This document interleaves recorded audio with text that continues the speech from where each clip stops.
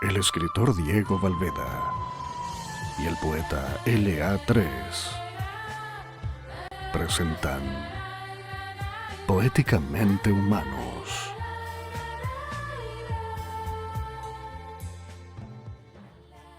En el capítulo final de Poéticamente Humanos presentamos Traigan todas mis cabezas.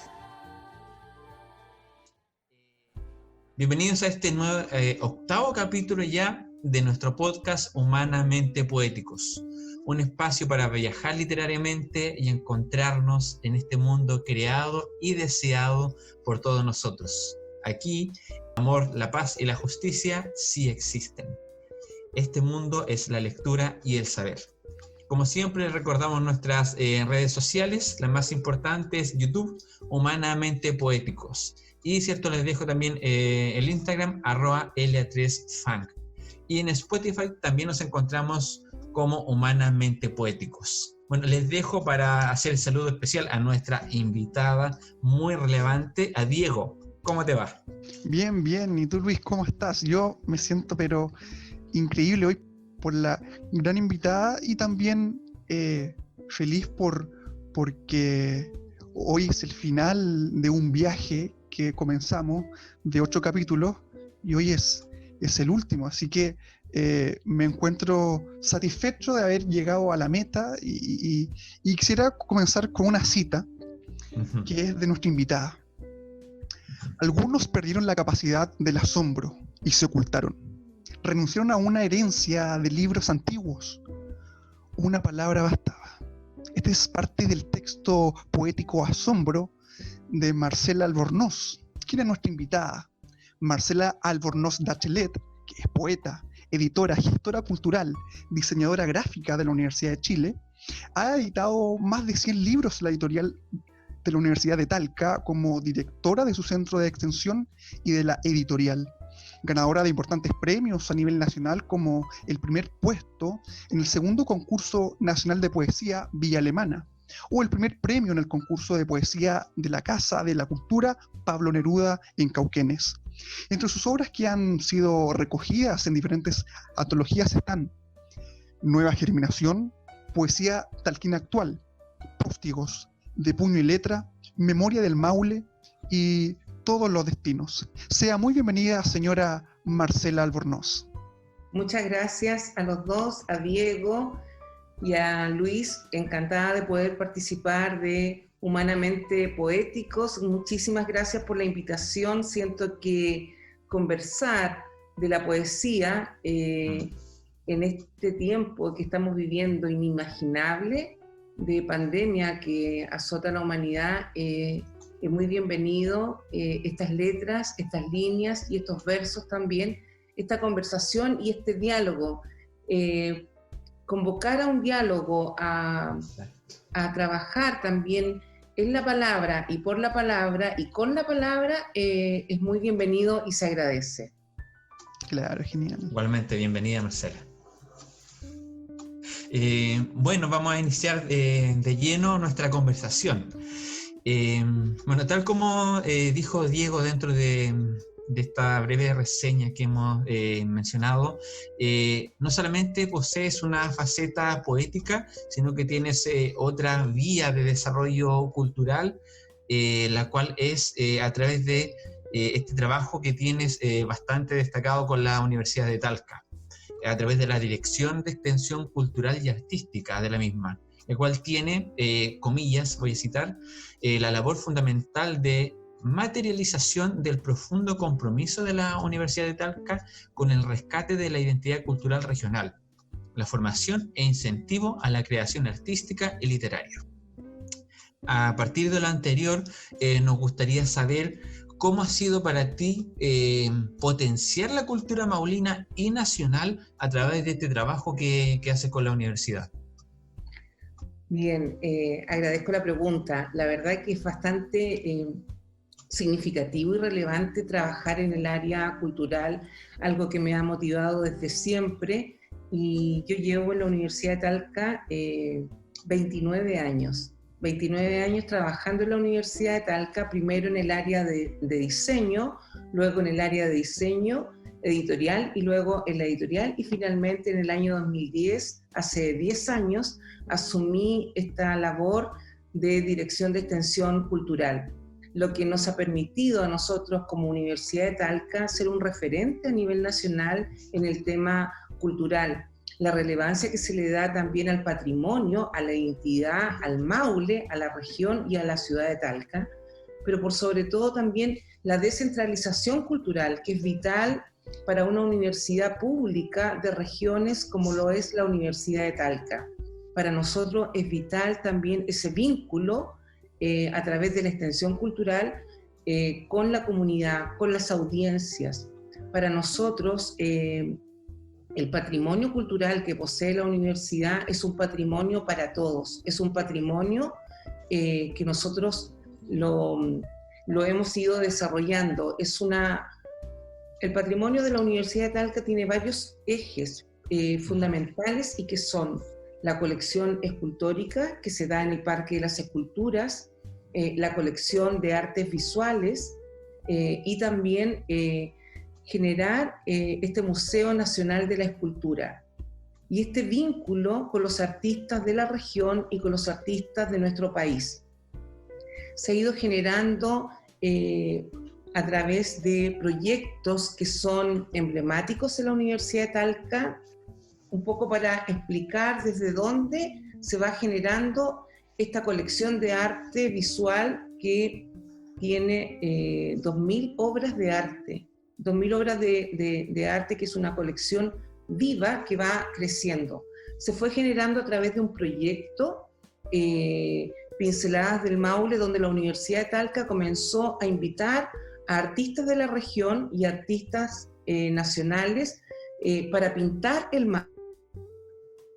Por ejemplo, las costas del Maule, Iloca, Peyúgue, Curanipe, en fin, se hicieron una gran cantidad de actividades culturales en torno a las pinceladas, donde los artistas invitados donaban sus obras, que eran el resultado de este encuentro con los artistas, y se fue generando esta colección valiosísima que tiene la universidad, que muchas de estas obras han sido donadas por artistas y otras se han ido adquiriendo de acuerdo también a una curatoría de la Universidad de Talca.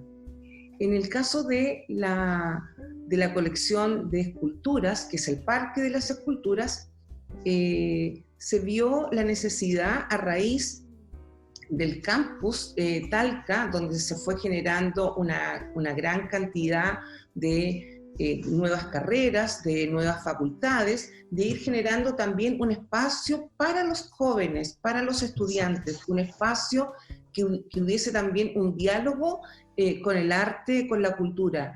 Los estudiantes de la universidad egresan con un currículum invisible, si se quiere señalar así, invisible, donde han internalizado también el arte.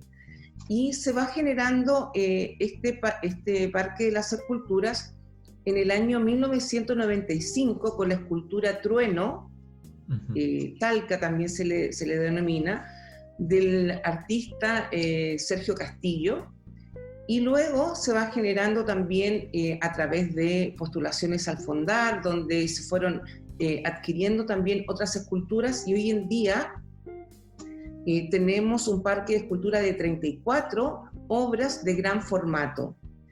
A raíz de que la relevancia que se le fue dando al arte, al patrimonio artístico, no solamente como un producto o un proceso de colección, sino que también de difusión y de extensión cultural. Muchos de los artistas, al ver estas obras, quisieron también estar en el Parque de las Esculturas y también quisieron en algunos casos donar, como fue Lili Garafuli. Lili Garafuli, una mujer adelantada para su época, una escultora extraordinaria, vio en la universidad donde se fundaron confianzas con el rector Álvaro Rojas Marín y se fundaron confianzas allí.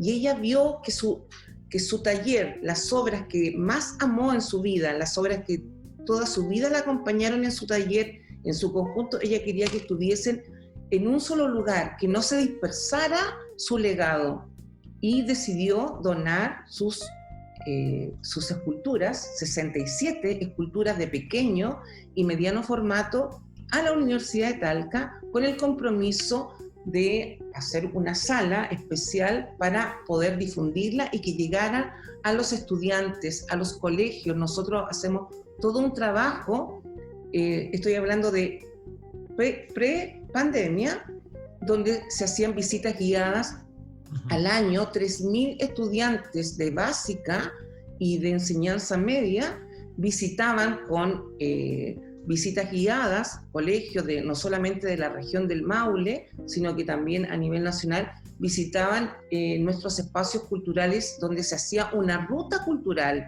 Centro de Extensión, Nueva Galería de Arte, Parque de las Esculturas, Sala Lili Garofoli. Hoy en día todos nos hemos visto enfrentados a una pandemia que azota a la humanidad inimaginable, y hemos tenido que hacer cambios significativos. Estamos frente a un nuevo paradigma, y así como hoy en día nos estamos reuniendo los tres y hay un público que aprovecho de saludar, y maravilloso que nos estén escuchando o viendo respecto de la labor que nosotros hemos estado desarrollando. Felicito al programa también Humanamente Poéticos por esta labor que desarrollan. Y frente a este nuevo paradigma tuvimos que realizar cambios significativos y estructurales gigantescos, es decir, desde lo presencial a lo digital. Todas nuestras actividades culturales eran presenciales: los conciertos, las exposiciones, las visitas guiadas, las obras de teatro, todo era presencial. Y hoy en día todo es digital, ¿ya? Entonces hemos realizado conversatorios, estamos haciendo recorridos virtuales por nuestros espacios con videos para que las personas puedan conocer la colección y el patrimonio artístico, que no es solamente de la universidad, es un patrimonio del país, de la región del Maule, y que nos permite a nosotros difundirlo, cuidarlo, preservarlo y hacerlo extensivo a las audiencias y a públicos que son fidelizados y que queremos también fidelizar, ¿ya? Desde la editorial también tuvimos que hacer este cambio sustantivo, es decir, todos nuestros libros eran con soporte físico, soporte papel. Hicimos un cambio estructural de trasladarlos a libros electrónicos, y los ofrecimos y los estamos ofreciendo con descarga absolutamente gratuita desde editorial.utalca.cl. Colecciones como Mujeres en la Literatura, algunas de los libros de la colección del Premio José Donoso, este premio histórico y emblemático que otorga la Universidad de Talca desde el año 2001, el próximo año cumple 20 años, y que se fue ampliando y desarrollando. Además, libros de la colección académica para que nuestros estudiantes puedan estudiar con los libros de manera absolutamente gratuita y puedan descargarlos desde editorial.utalca.cl. Generamos también un canal de YouTube, extensión Utalca, para poder alojar allí todos nuestros dispositivos culturales, como talleres para niños y niñas, recorridos virtuales por las colecciones de arte de la Universidad de Talca, y también fuimos generando, hay una colección de la cual que es extraordinaria y que es una colección de textiles del mundo que fue donada a la Universidad de Talca. Son 600 piezas textiles extraordinarias de un valor incalculable y que fueron donadas. Hicimos todo un trabajo de hacer una exposición permanente en el subterráneo de Nuga, que es la nueva galería de arte, en la Casa Central, frente a la Plaza de Armas. Y hoy en día, como obviamente está cerrado, estamos destacando piezas textiles del mes con una formación artística respecto de esta colección, de esta donación de textiles del mundo. Entonces hemos estado desarrollando en estos meses de teletrabajo, con el equipo de extensión, con el equipo de la editorial, una labor bastante relevante y bastante significativa. Ahora, desde lo personal, o sea, eso es desde el tema laboral, pero que también toca lo personal, porque Exacto. mi labor es la literatura y la poesía, donde me he ido desarrollando desde la escritura y también en este relato o en este guión que se va conformando con la historia de lo que uno va realizando, porque uno no puede sacarse como el traje de la profesión o de lo que uno está realizando en cuanto a una labor desde lo poético, desde la palabra. Claro, claro. Y gran labor la que está haciendo, pero como usted bien dijo, es algo muy intrínseco suyo, lo que tiene que ver con las letras, con la poesía. Y quisiera yo hacer un vuelco un tanto hacia esa área. Y quisiera preguntarle, señora Marcela, sobre algo que yo constantemente estoy cuestionándome, que es sobre el fenómeno de la inspiración, esta que nos promueve a hacer un texto de cualidades excelentes, y muchas veces esa fluidez y sentimiento que nos lleva a escribir grandes letras no está. Me encanta su frase en uno de sus poemas donde dice: llevaremos el lenguaje hasta las últimas consecuencias. Expresa muy bien lo que yo quiero. Y por ejemplo, Jorge Edwards decía que se demoraba de entre 3 a 5 años en escribir un buen texto. Carlos Franz comentó que le llevaba de 6 a 7 años, y Gabriel García Márquez en sus obras maestras demoró en una 15, 17 y en otra hasta 31 años. Entonces la pregunta es, o en realidad las preguntas son, de la palabra de una mujer quien es coordinadora cultural y que constantemente tiene estímulos y en consecuencia potenciales inspiraciones. ¿Cuándo escribir? ¿Se debe esperar la inspiración? ¿Ha transmutado al texto algún estímulo de alguna exposición, ponencia u obra de arte? ¿Y qué hacer, según usted, cuando se desea hacer un buen texto, sin embargo, la visión de esa inspiración es un tanto difusa? A ver, yo siempre he pensado que en la poesía, así como en la música, uno educa el oído, en la poesía uno tiene que ir educando también y soltando la mano. Uno tiene que escribir, escribir, escribir y escribir. Y muchas veces los poemas, los textos pueden demorar años, como tú bien señalabas de estos grandes autores que citabas. Hay poemas que a lo mejor nunca van a estar totalmente terminados. Hay poemas que en algún momento uno dice, ya, aquí está, esto es, pero incluso hay segundas ediciones o correcciones, o en fin, pero uno siempre tiene que ir soltando la mano y leer mucho. Yo hace un tiempo atrás tenía un taller de poesía, tuve también un taller de poesía para alumnos de la Universidad de Talca hace algunos años atrás, y leíamos respecto de grandes autores, de grandes poetas, y lo importante era rescatar ese destello que es como cuando uno tiene que trasladar esas imágenes poéticas o esas imágenes visuales en imágenes poéticas. Claro. Cómo uno, a ver, en este sentimiento que va con una combinación del corazón y la razón, porque es muy razonado también la poesía. La poesía es tremendamente difícil de escribir y para algunos es tremendamente difícil de leer. Así es. Pero en esa vastedad, en ese mundo extraordinario que estamos todos los días con tremendas imágenes, hay que darle siempre una vuelta. Por ejemplo, la lluvia. Para algunos la lluvia puede ser, oh, qué lata, está lloviendo, el paraguas no lo traje, no sé, en fin, me voy a mojar. Pero para el poeta, La lluvia es una imagen absoluta. Claro. Es como cuando, por ejemplo, está septiembre y hay un volantín y se quedó atrapado en una rama de un árbol. Así Uno es. no tiene que llorar por ese volantín destrozado, uno tiene que escribir en esa imagen que perpetúa ese volantín que quedó allí atrapado por las ramas.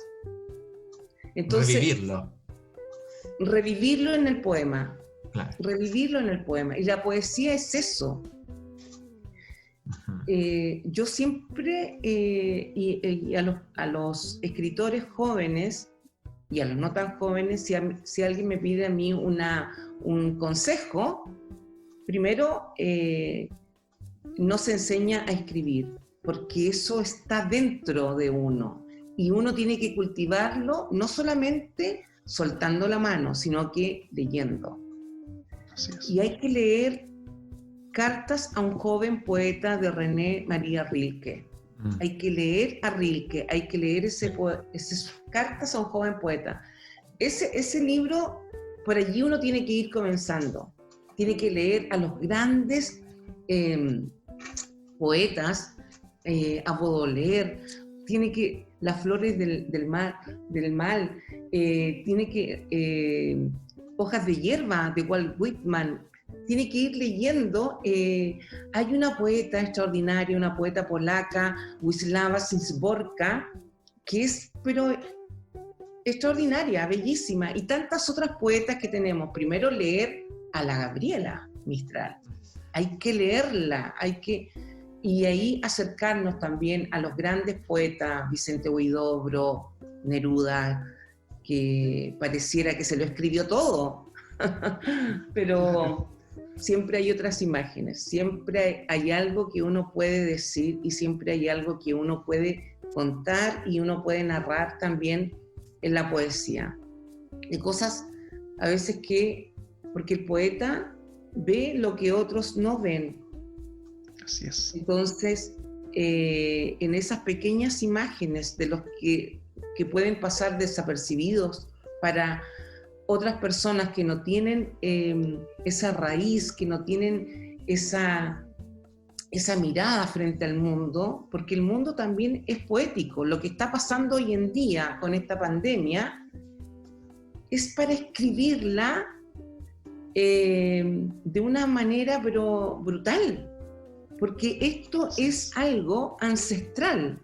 O sea, estamos en este momento con una pandemia que era, en esta época, en pleno siglo XXI, algo que era inimaginable vivirlo, y lo estamos viviendo. Entonces, y esto hay que escribirlo, hay que hacerlo también propio. Así es. Bueno, a raíz... No llego a todas tus preguntas, pero... No, sí. De todas maneras.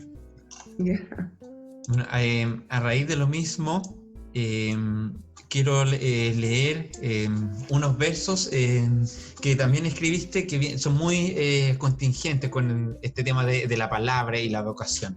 ¿Ya? Dice: soltar la mano en las palabras. No son 5 los sentidos cuando la piel puede ser una palabra. Consecuencia: coherencia las manos fuera del rostro, y los dedos capturen la instantánea de la imagen invisible en carpe diem. Hurga, lenguaje. Hurga, la sílaba abecedaria del libro Todos los Destinos de 2007. A partir de estos versos y de un comentario que has insertado en tu libro sobre el cuadro de Salvador Dalí, La muchacha en la ventana, quiero consultarte si para ti el escribir es fruto del destino, y por otro lado, ¿cómo logras captar esa sensibilidad humana, nuestros 5 sentidos, ¿cierto? Colarlo, por así decirlo, ¿cierto? Tratar de sintetizarlo a través de la palabra escrita. A ver, es difícil expresarlo porque no sé si les pasa a ustedes, sobre todo a las personas que escribimos, que nos expresamos más escribiendo que hablando de nosotros mismos. Exacto, sí. Y explicar el poema es como explicar el amor. Es tremendamente difícil, pero cuando uno escribe, lo que uno pretende, hay mucho de uno, de este torrente, de esta fuerza, de esta sangre que está dentro del poema, que uno puede dejar la vida ahí, ¿ya? La vida, los sueños, las penas, los miedos. Es también torcerle un poco en relación a todos los destinos, es también torcerle la mano al destino. Si es que es factible, si es que es posible. Al menos se intenta. Te puedo contar, por ejemplo, que que uno cuando escribe está siempre pensando en la escritura, pensando en la palabra, pensando, mirando, quedándose con esas imágenes visuales, con el mundo, con la tierra, con las personas, con los mensajes que tú estás percibiendo. Y fue un día que yo tuve que viajar a Santiago y tenía que volverme en bus. Entonces en la línea del bus decía todos los destinos. Entonces dije, todos los destinos. Y estaba elaborando este libro y yo dije, bueno, ese es el título, todos los destinos en el fondo. Voy hacia allá, voy hacia los caminos que en el fondo me estoy enfrentando, pero también a los caminos que me estoy haciendo, a los caminos que yo estoy construyendo. ¿Te fijas? Y uno puede encontrar un poema en algo tan poco poético como estar en un terminal de buses, que es terrible además. Claro, dentro del caos, esto es interesante, dentro del caos suele surgir también lo bello. Sí, así es. O sea, las mejores ideas, o quizá los mejores poemas pueden estar ocurriendo cuando uno lava la loza, cuando uno lava los platos, ¿cierto? Exacto. Pero también los mejores poemas es cuando uno está con el corazón roto, cuando uno está sufriendo, cuando uno no hay una luz. Y la luz es la palabra, la luz, la poesía puede salvar la poesía. La poesía ha salvado vidas, ha destruido otras también, sin duda. Pero yo siento que la poesía es más una salvadora que algo que me pudiera ocasionar daño. O sea, siento que en la poesía uno puede encontrar también instancias extraordinarias. Cuando uno escribe y termina un poema o piensa que lo ha terminado, pero cuando uno lo termina y después lo lee, le dice, sí, esto lo construí, lo hice, lo escribí, lo construí, lo viví. O bien uno puede escribir acerca de lo que le pasa a los otros. Así es. De hecho, eso es lo que en su momento intenta en su discurso transmitir la antipoesía. Es esa cotidianidad de las cosas, y que a veces en lo burdo hay algo muy profundo. Sí, claro. O sea, uno se encuentra en realidad en situaciones que de alguna forma tú, Diego, al comenzar señalaste como una pregunta de desde dónde venía también la inspiración, porque a veces uno está frente a la hoja en blanco o a la pantalla en blanco y no hay de dónde colgarse, ¿te fijas? Entonces ahí uno se tiene también que reinventar. Yo creo que siempre hay algo. Siempre hay algo. Uno tiene que estar soltando la mano. De repente uno puede escribir solamente un verso, una frase, y estás ahí, y te está guiñando un ojo, te está hablando en la oreja, te está diciendo, estoy aquí, escríbeme, termina el poema. Y eso también es algo tremendamente o sea, que te da una motivación y un estímulo, y por sobre todo también una esperanza. Si la poesía también es esperanza. Yo siempre la he visto también como una luz al final de algo, siempre como una esperanza. Uno siempre tiene que estar con la poesía, sufrir, llorarla, pero también amarla y quererla, siempre. De hecho, yo no sé, o sea, sí lo sabía, lamentablemente soy muy, muy olvidadizo con los nombres, pero un poeta dice que el poeta en tiempos de crisis lanza una salva al porvenir. De hecho, y yo lo veo así, como usted lo dice, y además a veces la poesía en su etimología, en su raíz, nos cuenta de un creacionismo, de una síntesis, de una producción constante. Eso es la poiesis, la creación. Entonces a veces yo veo demasiado transversal la poesía y que está prácticamente en todo. De hecho, este mismo programa es poesía, es creación, es síntesis de algo, de cultura en este caso, hacer el ejercicio de cultura. Bueno, Diego, ahí hay un tema con Vicente Huidobro, que es el padre del creacionismo, y que él señala en un verso, al final de un verso, el poeta es un pequeño Dios. Y eso le valió una guerra con otros poetas y con personas que encontraban que cómo era posible que Vicente Huidobro se creyera un pequeño Dios. Pero esa es la base del creacionismo. El pequeño Dios que señalaba Huidobro era ese Dios, o ese pequeño Dios que era posible de crear otros mundos. El non serviam. Non serviam, exactamente. Sí, ¿Te fijas? Entonces, esa es si lo importante es leer a nuestros grandes poetas, a nuestros antepasados. O sea, nosotros en Chile tenemos para leer y aprender día a día, porque no se termina nunca. Ustedes son muy, muy jóvenes y están en un camino extraordinario para ir siempre aprendiendo. Yo todavía, a mi edad, estoy aprendiendo todos los días. Todos los días estoy leyendo algo nuevo, o todos los días estoy escribiendo, y estoy también inmersa afortunadamente en un área que me fascina, que es extensión cultural y la editorial, y estoy nutriéndome y alimentándome y nutriéndome de las palabras, de las consecuencias, de todo lo que significa también la belleza del arte.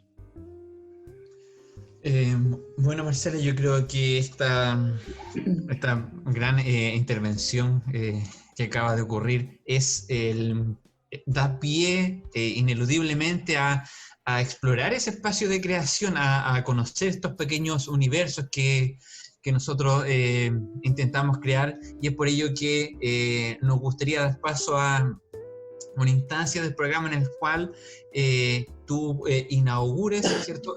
Leyendo algunos de tus textos que nos quieras dar a conocer, y luego también nosotros en un ánimo, ¿cierto?, de dar a conocer lo que hemos creado, también pasar a leer uno de nuestros textos. Pero obviamente nos gustaría que tú dieras inicio a este momento de creación y de evocación. Bueno, muchísimas gracias. Feliz de poder leer algo de lo mío. Voy a leer un poema que se llama Traigan todas mis cabezas. Marcela, disculpa que te interrumpa. Antes de, o después, como gustes, me gustaría que dijeras por qué eliges ese poema, dado que yo te he escuchado en varias intervenciones y me he dado cuenta que es uno de tus textos favoritos. Sí. Entonces, ahí decido tú si antes o después, pero bueno, me atrae mucho y me gustaría saber por qué tú recurres a él constantemente. A ver, es un poema, lo voy a decir un poquito antes. Ya. Es un poema que lo escribí hace mucho tiempo y me inspira mucho porque son todas las cabezas que tengo y que tengo muchas. Todas esas cabezas necesito que alguien, que yo misma, me traiga estas cabezas y que todas esas múltiples cabezas centren también, centren cabeza también. Entonces, por eso me gusta y lo leo. Voy a leer ese y después voy a leer otro que me gustó mucho, que hacía tiempo que no me encontraba con él, porque hay poemas que lo escribí hace muchos años y que uno vuelve a ellos, porque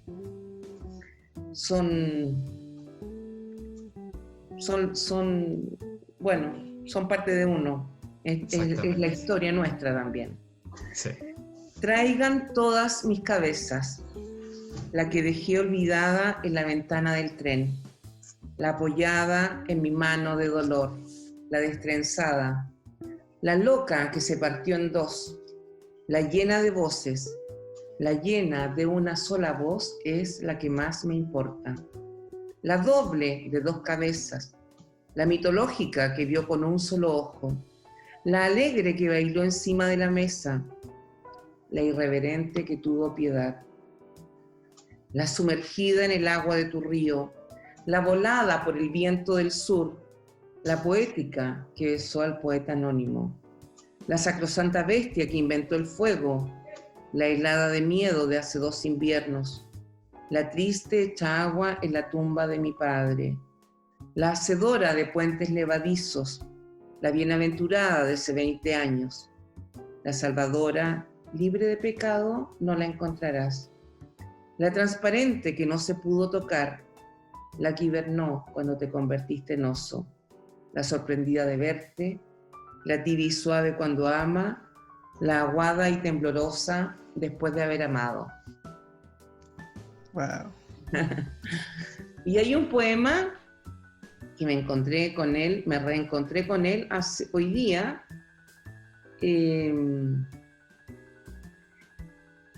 que tuve la suerte de poder visitar, se le entregó el premio José Donoso a António Lodo Antunes, un poema de Portugal, un poeta de Portugal, que vive en Lisboa. Entonces yo tuve que ir a Lisboa porque había que entregarle el premio.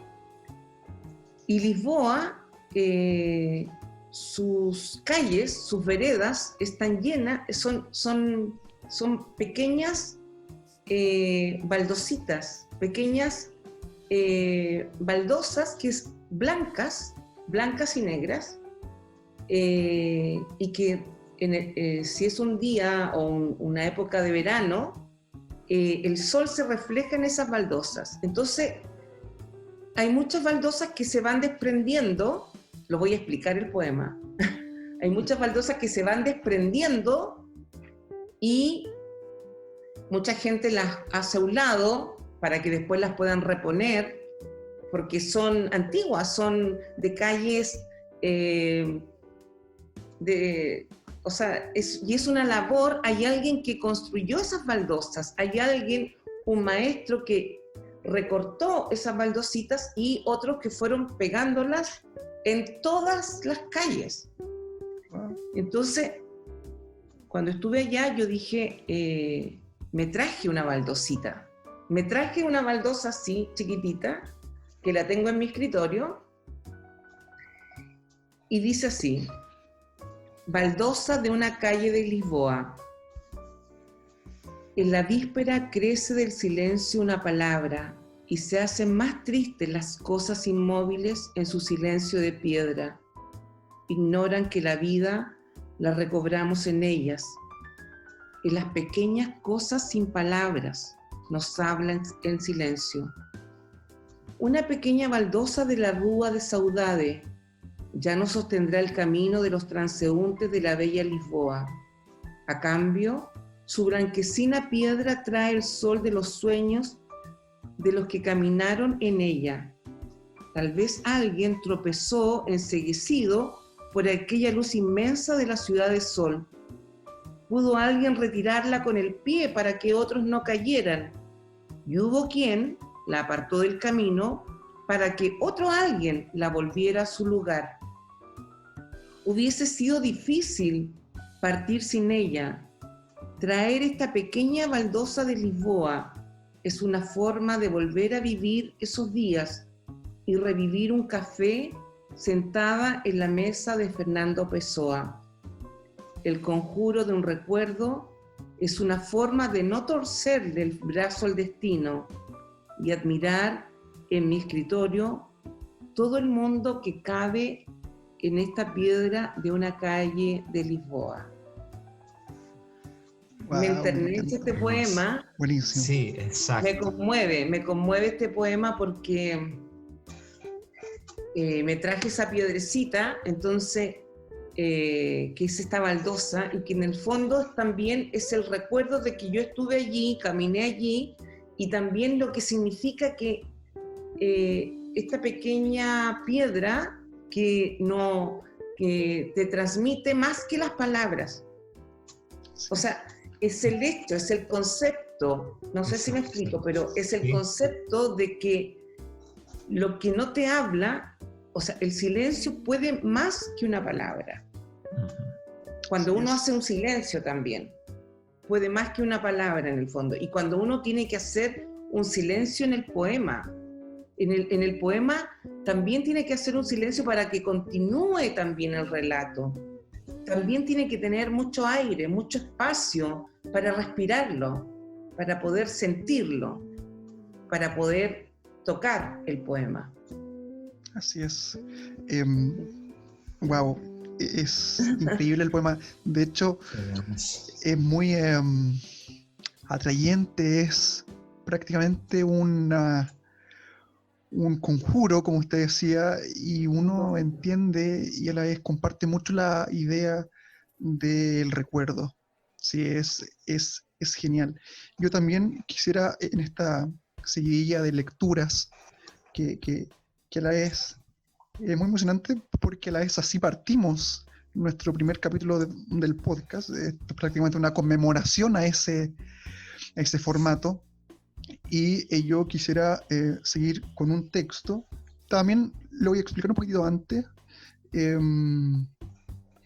que tiene que ver, y me cuelgo y me tomo de la frase que delante hablábamos sobre cuando hay textos sin terminar. De hecho, a este texto, a esta poesía, no le tengo título, se lo he cambiado, no me convence, está sin terminar. Sin embargo, hay una estrofa que queda ahí siempre inalterada y que me encanta, y que tiene que ver con un juego sobre Homo sapiens. Nosotros sabemos que homo significa humano u hombre, pero también homo significa igual en la homografía. Entonces, y sapiens es pensador. Entonces, podría haber por ahí una lectura de Homo sapiens como pensadores iguales, siendo que todos pensamos diferente. Entonces, comienzo yo hablando sobre que evolucionamos a heterosapiens, a pensadores diferentes. Y también juego con esta emoción o sentimiento del egocentrismo a ese, de nuestras ideas. Entonces nosotros a veces pensamos que nosotros estamos en lo correcto, que poseemos la verdad, y no es así.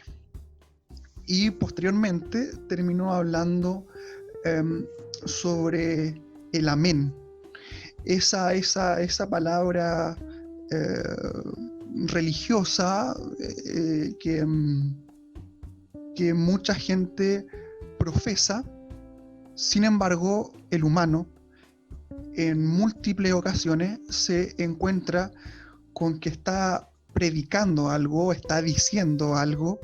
Sin embargo, la práctica es un tanto distinta.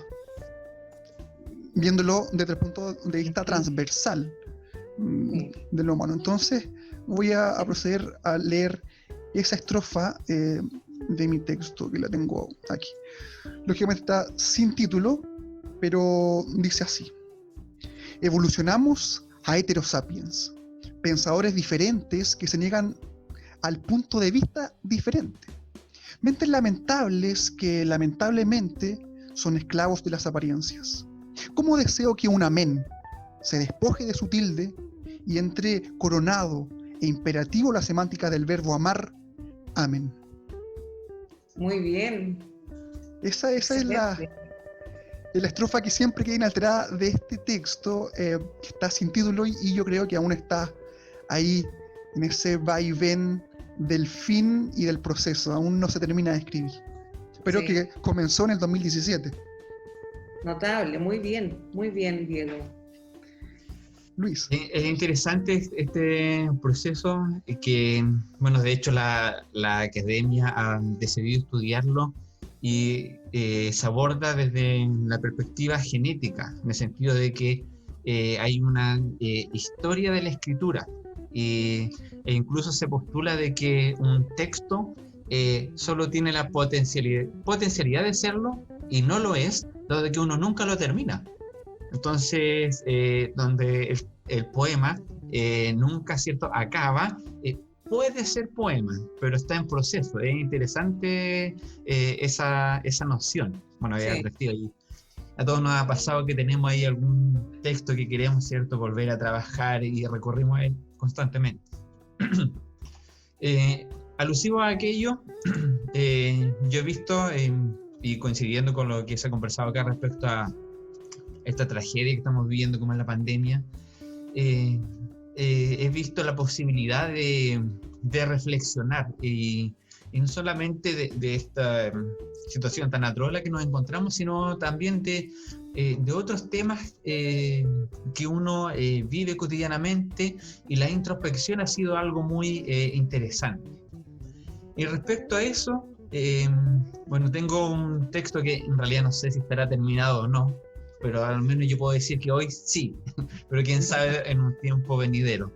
Y se llama Nueva Normalidad. Nueva normalidad, nueva mayoría, o me siguen o voy sola. Nuevo trato, tratémonos como siempre, pero que no se den cuenta, dijo musitando la vieja política. Nueva constitución, ¿para qué si está tan buena? Nueva normalidad. Nuevo estilo de vida, ir al parque con los niños, pero con mascarilla. Ir al mall a vitrinear. Fumarse algo por ahí y orinar mientras los niños juegan más allá. Nueva normalidad. Nueva pandemia y nuevos contagios. Nuevos recuperados. Se incluyen resucitados. China nos ha donado respiradores mecánicos. Es un secreto. Nuevas marchas. Sobrevivir.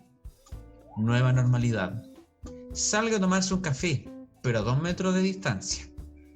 Los contagiados aumentan proporcionalmente a los recuperados. De vuelta al trabajo se ha dicho. El regreso a clases será progresivo, 20 alumnos por sala.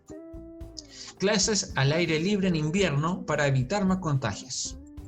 Nueva normalidad. Nuevo lo presente, nuevo lo viejo, nuevo lo nuevo. ¿Qué hay de nuevo viejo? Nada. Siempre habrá que luchar. Buenísimo, buenísimo. De Muy hecho, bien, eso, Luis. de nueva normalidad, siempre se ha estado tratando como retórica, ¿cierto? Eso de la nueva normalidad. Y claro, precisamente es la retórica, tiene una relación intrínseca con lo poético, y tú, Luis, lo pudiste transmutar al texto. Y yo creo genial. Bueno, y Excelente. sí, la política es muy retórica, ¿no? Claro. Esto que no sé, pero a veces nos hacen evocar realidades más que vivirlas. Pero bueno, eso ya es como para otro capítulo de otro podcast, quizás. Sí. Y Marcela, nos gustaría que tú, por favor, terminaras esta intervención y también ya dar cierre a nuestro capítulo, si nos da el honor de leer un último texto para cerrar esta hermosa velada que hemos tenido. Ya. Bueno, nosotros se ve al revés, ¿sí? No, Pues, claro, no, se ve bien, sí, se lee. Poetas del ya, Maule. este libro, Poetas del Maule, lo publicamos, es una edición, una antología poética de Poetas del Maule, que lo hicimos con Matías Rafide y Nain Nómez por la editorial de la Universidad de Talca. Y aquí hay un poema que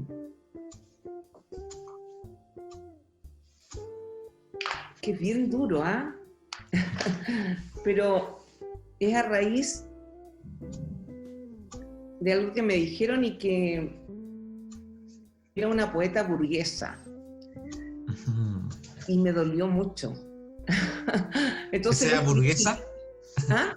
Que era burguesa. ¿Que haya sido burguesa? Exacto. Claro, porque me ha costado mucho lo que yo soy y todavía estoy construyéndome en cuanto a la literatura y a la poesía, entonces me dolió por la poesía. Entonces lo escribí, y esto lo escribí así con todo lo que significa. La burguesa. A boca de jarro me dijo: eres una poeta burguesa. Una reverenda poeta burguesa, habría afirmado Parra. Wikipedia señala: el término burguesía se comenzó a utilizar en la Edad Media para nombrar el conjunto de comerciantes que acumulaban riquezas provenientes de sus negocios. Si mi riqueza es la palabra, ese es mi negocio. Bueno. No he vendido ni uno solo de mis libros, los he regalado todos.